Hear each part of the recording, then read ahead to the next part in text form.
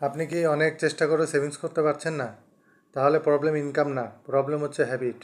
কারণ ছোটো ছোটো কিছু হ্যাবিটের মধ্যে লুকিয়ে থাকে সেভিংসের ফর্মুলা।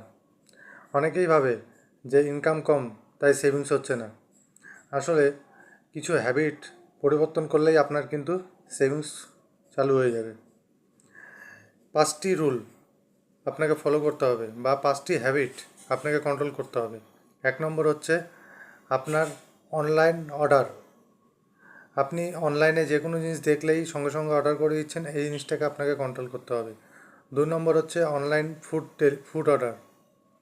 3 নম্বর হচ্ছে আপনার এক্সপেন্স ট্র্যাক না করা। 4 নম্বর হচ্ছে আপনার ক্রেডিট কার্ডের মিসইউজ। অ্যান্ড 5 নম্বর হচ্ছে মোস্ট ইম্পর্টেন্ট, আগে সেভিংস পরে খরচ।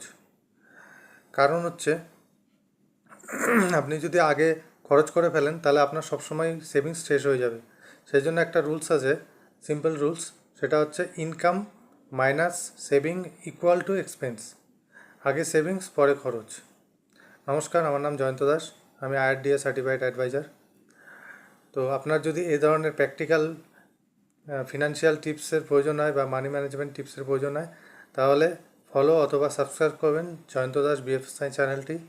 এবং ফ্রি কনসালটেন্সির জন্য, ইন্স্যুরেন্স রিলেটেড যে কোনো ফ্রি কনসালটেন্সির জন্য আমার ডিসক্রিপশনে দেওয়ার নাম্বারে যোগাযোগ করবেন। Thank you.